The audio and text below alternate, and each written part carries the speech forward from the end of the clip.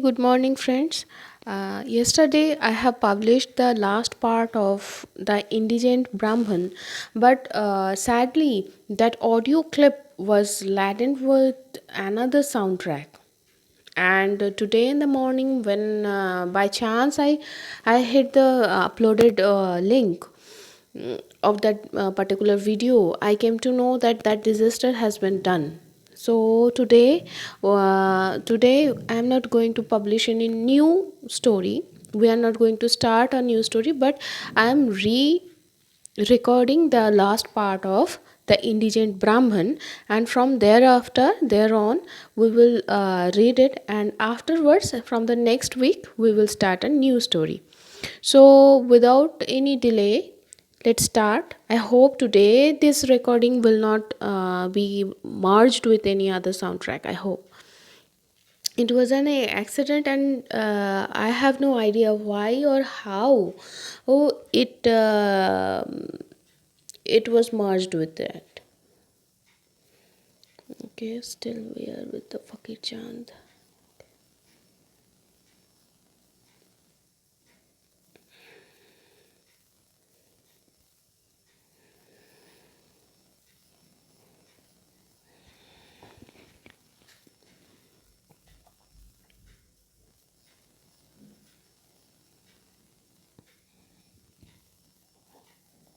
So we are here.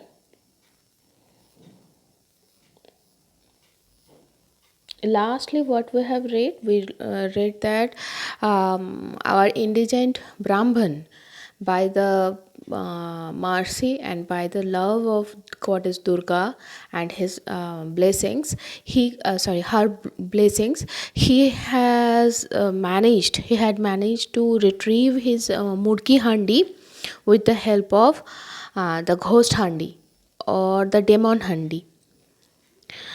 Okay, let's start. After that, what had happened?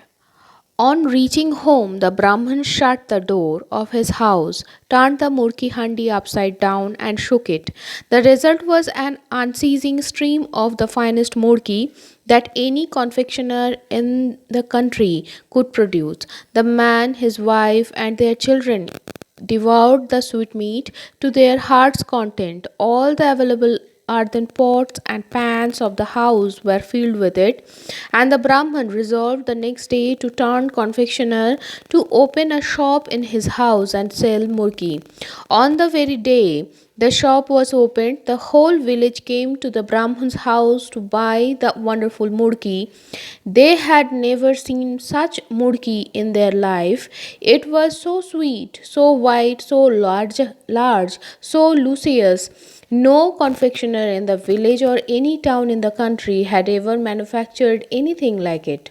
The reputation of the Brahmans Murki extended in a few days beyond the bounds of the village, and people came from remote parts of the village and people came from remote parts to purchase it. Cartloads of the sweetmeat were sold every day, and the Brahman in a short time became very rich. He built a large brick house and lived like a nobleman of the land. Once, however, his property was about to go to wreck and ruin. His children one day by mistake shook the wrong handi, when a large number of demons dropped down and caught hold of the Brahman's wife and children and were striking them mercilessly, when happily the Brahman came into the house and turned up the handi in order to prevent a similar catastrophe. In future, the Brahman shut up the demon handi in a private room to which his children had no access. Pure and uninterrupted prosperity, however, is not the lot of mortals. And though the demon handi was put aside, what security was there that an accident might not befall the Murki handi?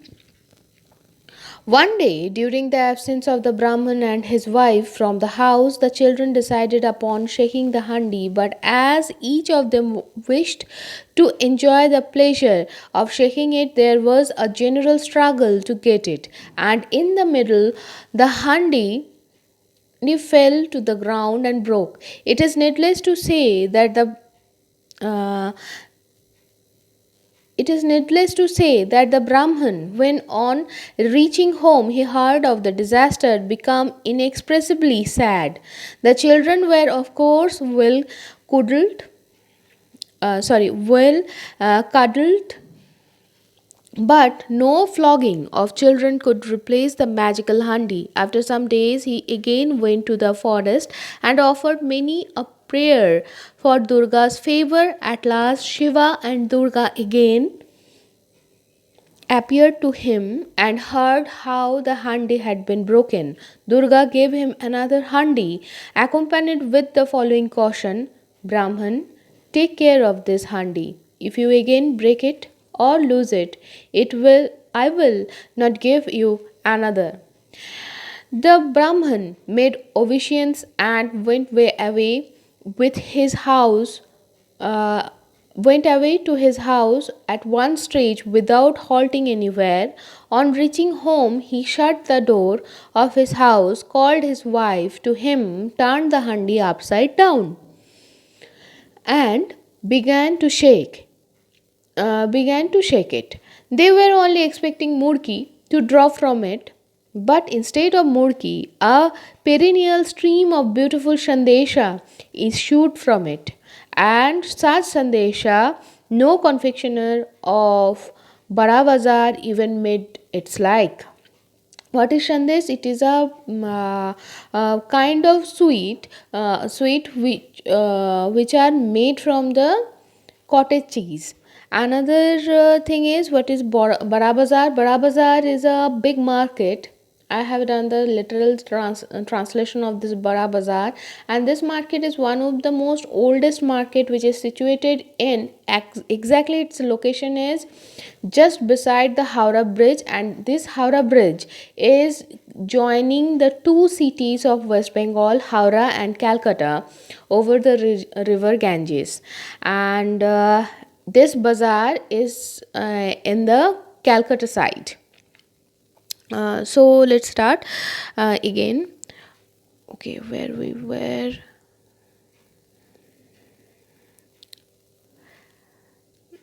Perennial stream of beautiful sandesha issued from it, and such sandesha no confectioner of Barazar ever made its like. It was more the food of gods than of men. The Brahman forthwith set up a shop for selling Shandesha, the fame of which soon drew crowds of customers from all parts of the country at all festivals, at all marriage feast, at all funeral celebrations, at all pujas. No one bought any other Sandesha than the Brahmans. Every day and every hour, many jars of gigantic size filled with the delicious sweetmeat were sent to all parts of the country. The wealth of the Brahman excited the envy of the zamindar of the village, who, having heard that the sandesha was not manufactured but dropped from a handi, devised a plan for getting possession of the miraculous vessel. At the celebration of his son's marriage, he held a great feast to which were invited hundreds of people. As many mountain loads of sandesha would be required for the purpose, the zamindar proposed that the Brahman should bring the magical handi to the house in which the feast was held. The Brahman at first refused to take it there, but as the zamindar insisted on its being carried to his own house, he reluctantly consented to take it there. After many Himalayas of Sandesha had been shaken out, the handi was taken possession of by the zamindar, and the Brahman was insulted and driven out of the house. The Brahman, without giving vent to anger in the least, quietly went to his house and, taking the demon handi in his hand, came back to the door of the zamindar's house. He turned the handi upside down and shook it, on which 100 demons started up as from the vasty deep and enacted a scene which it is impossible to describe. The hundreds of guests that had been bidden to the feast were caught hold of by the unearthly visitants and beaten. The women were dragged by their hair from the zenana. What is zenana? The part of the house or the building which are being preserved only for female members of the house, and dashed about amongst the men, while the big and burly zamindar was driven about from room to room like a bale of cotton. If the demons had been allowed to do their will only for a few minutes longer, all the men would have been killed and the very house razed to the ground. The zamindar fell prostrate at the feet of the Brahman and begged for mercy. Mercy was shown him, and the demons were removed. After that, Brahman was no more disturbed by the Zamindar or by anyone else, and he lived many years in great happiness and enjoyment. Thus, আমার কথাটি ফুরলো, নোটে গাছটি মুরলো, কেন রে নোটে মুরলি, গরু কেন ঘাস খায় না, কেন রে গরু ঘাস খাস না, রাখাল কেন ঘাস দেয় না, রাখাল কেন তুই ঘাস দিস না, কেন তোমার বউ কেন কেন বউ ভাত দেয় না, কেন রে বউ ভাত দিস না, কেন রে খোকা কাঁদে, আমার খোকা কাঁদে কেন, কেন রে খোকা কাঁদিস, আমায় কেন পিঁপড়ে কামড়ায়, কেন রে পিঁপড়ে কামড়াস, কুট কুট কুট. So let's translate this one. Thus my story endeth, the Natia throne withered. Why, O Natia throne, dost wither? Why dost thou cow on me browse? Why, O cow, dost thou browse? Why does thy neat heart not tend me? Why, O neat heart, does not tend the cow? Why does thy daughter-in-law not give me rice? Why, O daughter-in-law, does not give rice? Why does my child cry? Why, O child, does thou cry? Why does the ant bite me? Why, O ant, dost thou bite? Kut, kut, kut.